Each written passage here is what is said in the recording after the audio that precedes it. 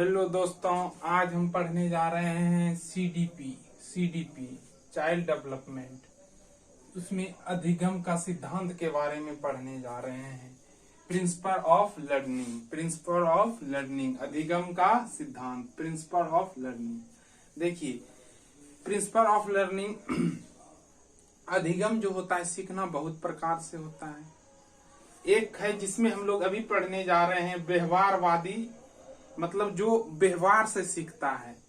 और व्यवहारवादी मनोवैज्ञानिक कौन कौन है, जैसे है थॉर्नडाइक और स्किनर। ये दोनों का कहना है कि बच्चे जो है वो व्यवहार से, मतलब करके सीखते हैं, नहीं व्यवहार से, अपने व्यवहार से करके सीखते हैं। ये दूसरों के व्यवहार से भी सीखते हैं। ये किनका कहना था? थॉर्नडाइक और स्किनर का।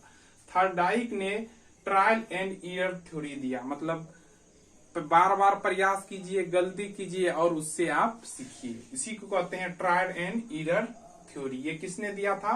थॉर्नडाइक ने दिया था।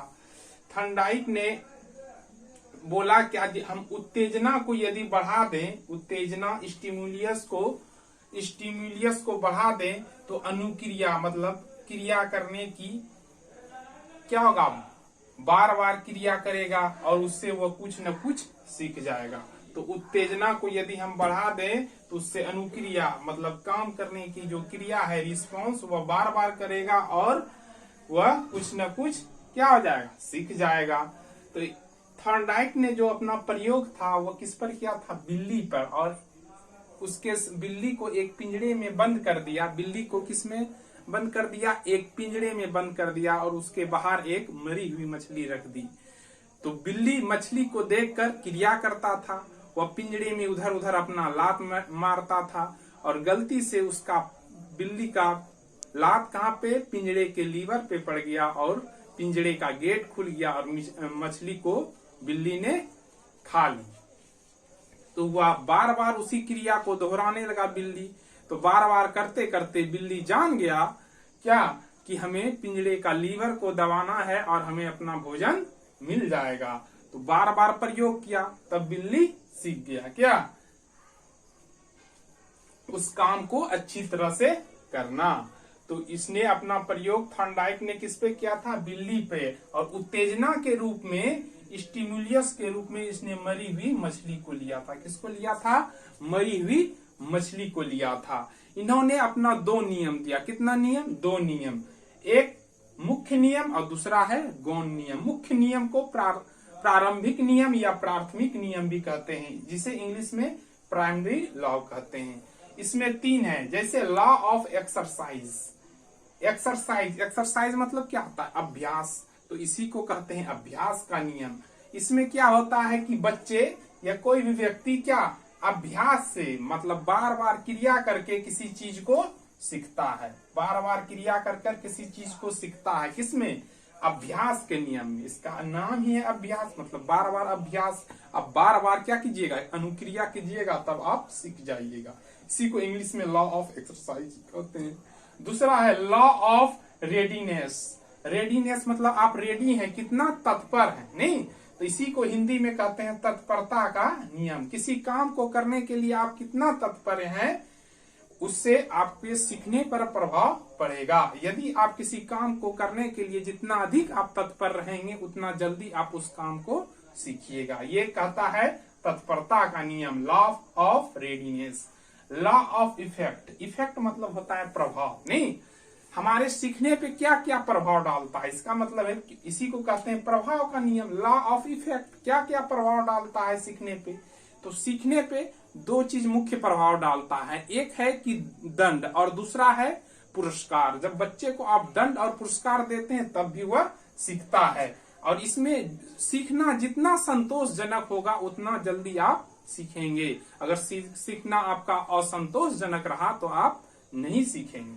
तो वही है, देखिए, सीखना संतोषजनक है तो हम जल्दी सीखते हैं, और पुरस्कार और दंड भी इसमें मायने रखता है। किसमें? लॉ ऑफ इफेक्ट, प्रभाव के नियम में, सीखने के प्रभाव के नियम में। पुरस्कार देंगे तो बच्चा जल्दी जल्दी उस काम को करेगा और सीखेगा, और दंड भी मायने रखता है।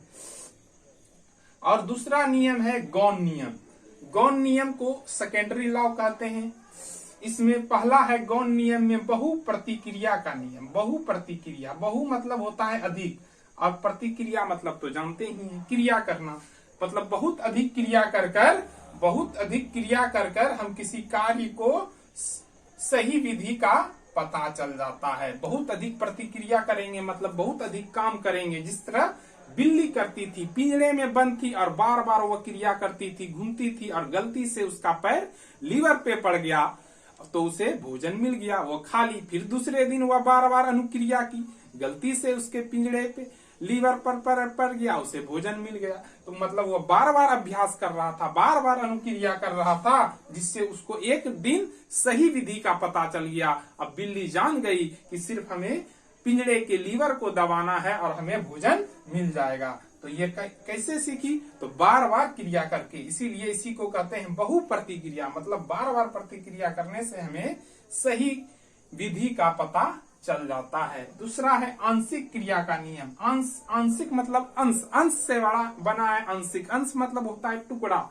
हम किसी काम को छोटे छोटे टुकड़ों में बांट देते हैं तो हमें वह काम जल्दी से और सरल तरीके से सीखने में मदद करता है। नहीं, इसी को कहते हैं आंशिक क्रिया का नियम, लॉ ऑफ पार्शियल एक्शन।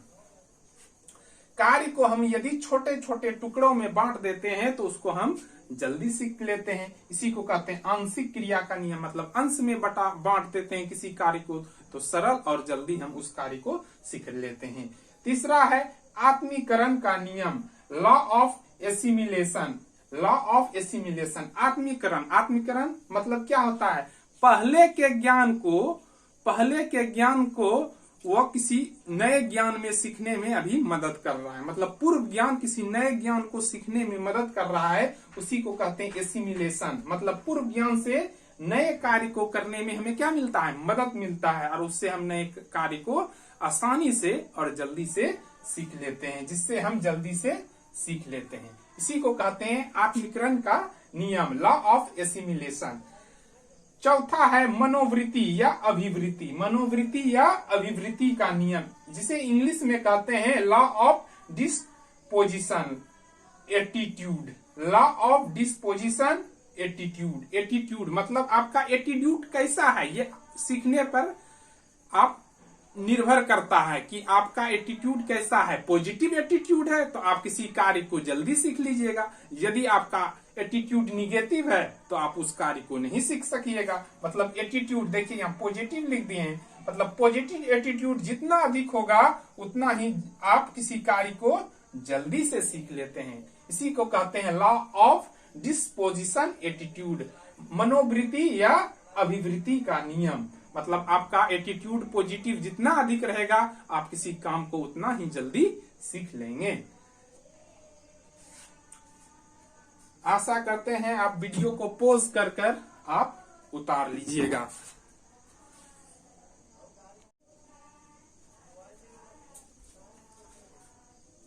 देखिए अधिगम का सिद्धांत में एक गौण नियम में बच गया था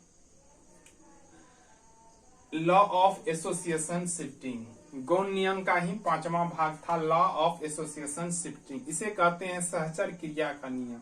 मतलब पहले आप कोई क्रिया किए थे उसी के तरह हूबहू दूसरा क्रिया किसी और परिस्थिति में करना, उसी को कहते हैं लॉ ऑफ एसोसिएशन शिफ्टिंग, सहचर क्रिया का नियम। मतलब पहले की गई क्रिया को अन्य परिस्थिति में भी उसी प्रकार करना तथा सीखना, उसी को कहते हैं law of association of shifting. मतलब पहले आप किसी काम को जैसे करते थे और अन्य परिस्थिति में भी आप उसी तरह का प्रयोग करके उस काम को कर रहे हैं और सीख रहे हैं, उसी को कहते हैं सहचर क्रिया का नियम, लॉ ऑफ एसोसिएशन शिफ्टिंग।